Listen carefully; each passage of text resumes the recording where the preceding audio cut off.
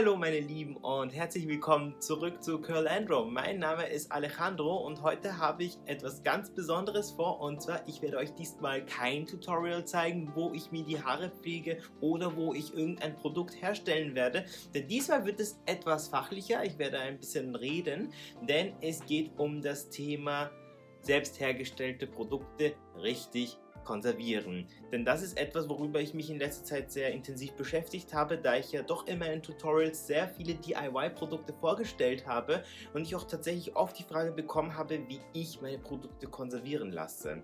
Und das ist etwas, was ich unbedingt hier in diesem Video erwähnen möchte, denn es gibt bestimmt viele, die auch ihre eigenen Produkte zu Hause herstellen, so wie ich, die sich aber nicht ganz sicher dabei sind, wie sie die Produkte überhaupt richtig konservieren können, weil es gibt ja verschiedene Konservierungsmittel, die durch das Internet kursieren, und damit habe ich mich dann auch etwas genauer beschäftigt. Ich bin natürlich kein Wissenschaftler, um mir jetzt wirklich ganz genau zu sagen, dass das alles stimmt, aber ich habe mich so gut wie es geht auf wissenschaftliche und vertrauliche Quellen bezogen. Die findet ihr alle unten in der Videobeschreibung, und zudem habe ich mir auch viel von meiner Schwiegermutter bestätigen lassen, weil sie ist Chemikerin und auf ihre Meinung vertraue ich eben sehr gerne. Damit das Ganze ein bisschen interessanter wird, habe ich mir beschlossen, das in 3 Fragen aufzuteilen.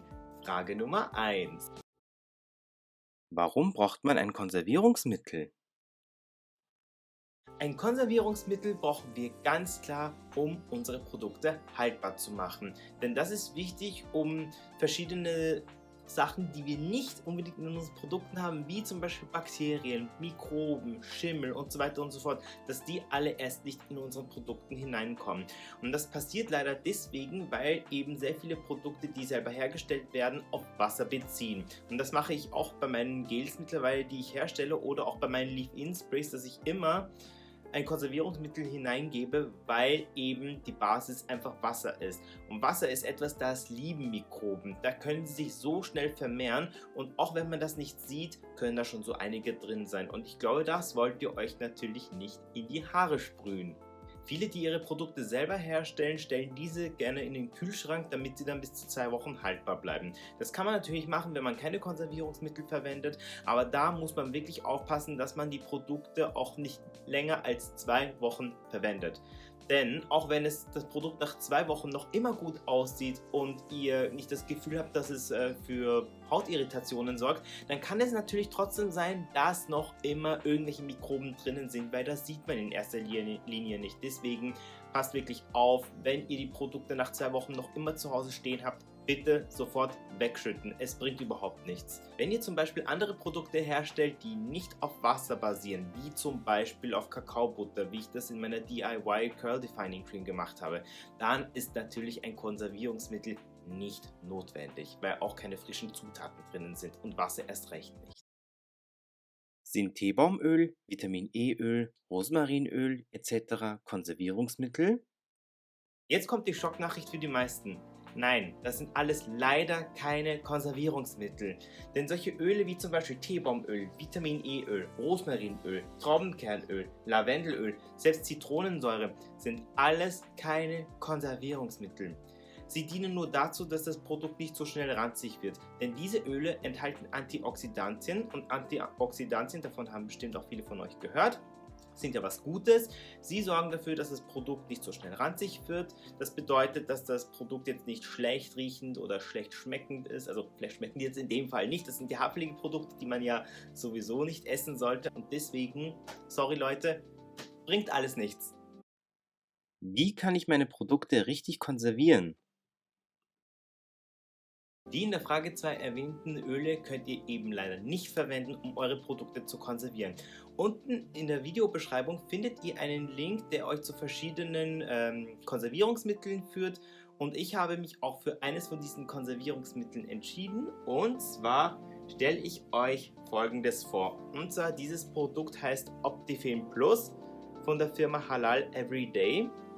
Das ist ein natürliches Produkt. Man muss sowohl dann seine selbst hergestellten Endprodukte, sowohl auch das Konservierungsmittel selber nicht kühlen. Ihr könnt mir übrigens auch vertrauen, dass diese Inhaltsstoffe wirklich unbedenklich sind, denn ich habe das mit meiner Schwiegermutter abgesprochen, die selber Chemikerin ist, und die sagte, dass all diese Inhaltsstoffe unbedenklich sind und sie sind auch rein organisch. Das einzige Problem ist leider, dass dieses Produkt extrem teuer ist. Ich habe es bei eBay gekauft und es wurde auch aus Amerika geliefert, deswegen steht hier auch alles auf Englisch drauf. Ich habe für das gute Produkt umgerechnet 25 € gezahlt und dazu kamen noch 17 € Lieferkosten. Das ist halt das Problem, wenn man aus den USA bestellt. Und in der Videobeschreibung findet ihr natürlich auch einen Link dazu. Es gibt natürlich auch günstigere Alternativen zu Optifilm Plus. Es gibt zum Beispiel Glycerin oder Propylenglykol, was ihr auch als Konservierungsmittel für eure Produkte verwenden könnt. Aber das Problem ist, bei Glycerin braucht ihr mindestens 70%, um damit eure Produkte auch wirklich haltbar zu machen.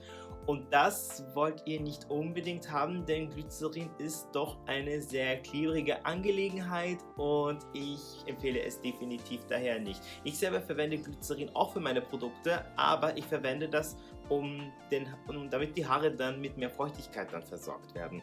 Und deswegen 70%. Ihr könnt es natürlich gerne versuchen. Ihr könnt mir natürlich dann unten kommentieren, ob das bei euch funktioniert hat. Propylenglykol kann man auch als Konservierungsmittel verwenden. Da muss man meines Wissensstands nach nicht so viel wie Glycerin verwenden.